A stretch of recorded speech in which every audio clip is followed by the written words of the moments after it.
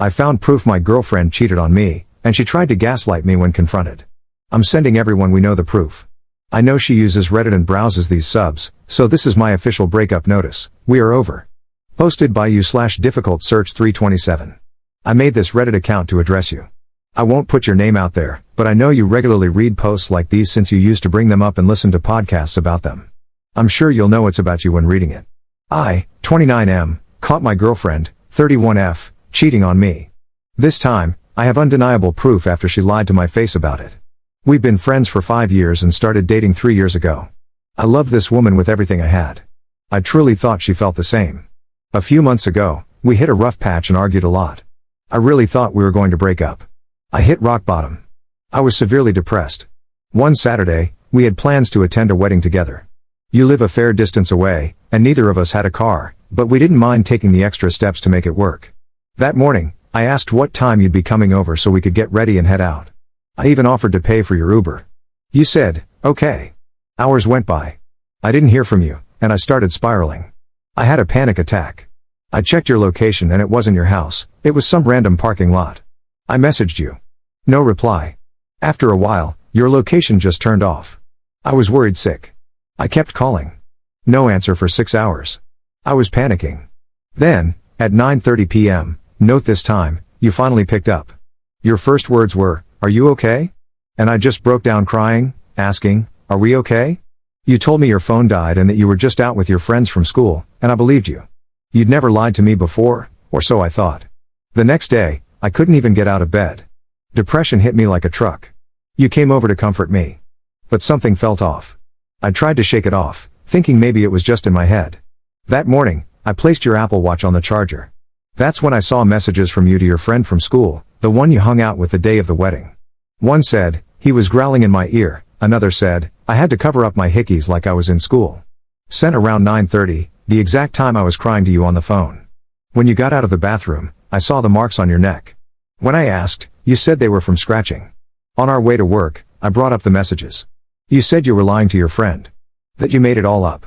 I didn't believe you, but I swallowed it and swept it under the rug. Today, I was at your house as your family had a birthday party for you. Your family was there, some of your friends, and our mutual friends too, including the one that celebrated you cheating and lying. The house was packed. I drank quite a bit because I knew I wasn't going to have the courage to do what I did. I went to your room to lie down in your bed, saying I didn't feel well. And after some time, I told you I was going home and ordered an Uber. I'm in the Uber now typing this up, along with the iPad I gave you. While lying in your bed, I found it, and on it, I didn't just find proof of you cheating, I found everything. The day you turned your location off, you were with the guy you play Call of Duty with. I'm mad at myself for not catching how often you played with him, and how you'd laugh at his jokes. I saw the messages, how you two talked for months, how you planned a hotel meetup the day after he picked you up from work, how you kissed him in his car, how you told him we broke up, you sending a pic of the hickeys he gave you. And guess what? Those messages were sent at 9:45 p.m., the same time I was breaking down on the phone and you were telling me everything was okay. How inconsiderate could you effing be, hearing someone you claim to love cry on the phone, and while they are, you're texting your school friend and him about your infidelity. Speaking of the school friend, I saw conversations celebrating your decision to cheat and laughing about how you got away with it, gassing each other up for lying to me. And there's more crap I found. I found flirty messages with multiple Uber drivers. I found out the ring you said was from your late grandmother was actually from your ex-boyfriend. You wore it our entire relationship. I found messages to him too, telling him you were single. That you will always love him. I saw more messages with your Call of Duty duo, with him saying very sexual things and you saying how nice that sounded. That was the same day I surprised you by coming over to your house for Thanksgiving. I found you sending sexy selfies to multiple men. Some of those pictures were from outings that we were at together. All this crap, and yet you talked about marrying me? You're a piece of crap. Normally, I'm not a petty person, but F it. By the time I press post, I will have already sent screenshots of everything, to your friends, the ones who would be ashamed of you, to your family, the ones who would disown you, to your Call of Duty buddies, who knew nothing about your double life, to my family, to our friend group, and to the crappy school friend who knew everything, smiled in my face at the party, and is still there thinking everything is great. Every person who ever believed in us will know the truth. I've never been more disappointed in anyone in my entire life. You made this bed. Now lie in it.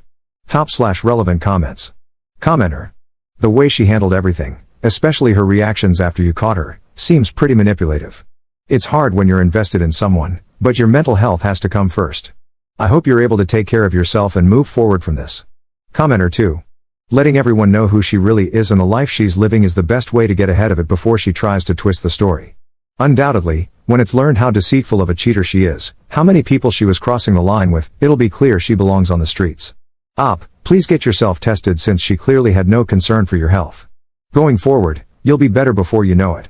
You'll find a good woman out there, someone you can trust and who is truly loyal. Just hang with your friends and keep yourself busy. Update 2 days later. Thank you all for the overwhelming support and kind messages after my last post. If anyone's wondering, yes, I'm doing okay. Something just clicked while I was going through those messages. For the first time, I truly realized I'm worthy of love and that the first person who needs to give that love to me is me. Out of all the options I had in that moment, the one I chose felt like the smartest. If I had confronted her in private, she could have manipulated the narrative or gaslit me into doubting what I saw. If I had gone downstairs and made a scene, I would have been surrounded by her family and friends, which would have turned into a screaming match where I was outnumbered. So I removed myself from the situation and let the truth unravel on its own. Just to clear a few things up, we both had our locations shared on iPhone. I wasn't stalking her. The sexy photos weren't nudes. And even still, I didn't send those pictures out, only the text conversations between her and the guys she was messaging. Sending those to people is wrong on another level, and I would never stoop that low. After I left, I took an Uber home, grabbed a few things, and went to stay at my friend's place for the night. I felt okay, but I thought that was just the adrenaline and that I was going to crash hard. I've already signed up for therapy, scheduled an STI test, and I'm planning to take boxing and pottery classes just to keep myself active and focused. While I was staying over, one of her Call of Duty friends messaged me. Turns out the guy she slept with has a wife and kid. I'm not sure how that situation is unfolding, but I hope his wife finds out. That friend also told me she's been removed from their squad. Our mutual friend group has shown a lot of support. One of them even removed her as a bridesmaid from their upcoming wedding and blocked her entirely. I thought everything had finally calmed down, until I came back home this morning. I had already blocked her on everything, so there was no way for her to reach me. Instead, she showed up. She drove her parents' car to my house and sat outside until she saw me. As I walked to my door, she came out crying hysterically. I didn't say a word, just walked inside and closed the door while she yelled from the other side until she eventually left. Nothing was mentioned about the Reddit post, so I guess she didn't see it. Later that day, her brother called me. He apologized on behalf of the family. He said everything seemed normal after I left until their mom checked her phone.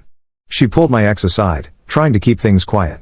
But then her aunt, the one who talks a lot, shouted, "You're cheating on your boyfriend," in front of everyone. That blew the lid off. According to him, their family has a history with infidelity, and it caused serious pain in the past. So this incident not only reopened old wounds, but more cheating scandals within the family were exposed that same night. This party was supposed to be a reconciliation moment for relatives who hadn't seen each other in years. And the friend who celebrated the cheating with her? She got cussed out so badly by the family that she left in tears. Her brother told me he doesn't blame me for anything. He even said I handled it better than most would have, and he's here if I need anything. Honestly, the only thing I feel bad about is unintentionally ripping apart a family that was trying to move forward. I had no idea all that was going on behind the scenes, and I do feel bad for being the grenade that set it all off. /relevant comments. Commenter. If this is real, you only left one loose end. You said you hope the wife of the guy she was cheating with finds out. Well, you can make sure by telling her yourself. She deserves to know, just like you did. Response. I don't know that guy's socials or anything. I can only trust that the group did, but you're right. Commenter 2. Honestly, the only thing I feel bad about is unintentionally ripping apart a family that was trying to move forward. Were they though? Were they? It sounds like cheating is the cause of most of their drama, and a lot of untold issues were unveiled that same night based on your wording. Moving forward requires that you're not still doing the same things that hold you back. After all, a drug addict can't move forward from their addiction and the harm it's caused others until they clean up their act and make amends, and a cheater isn't far removed from an addict of some variety, whether it's to segs or to their own ego. Response. Thank you for this perspective. It definitely helps.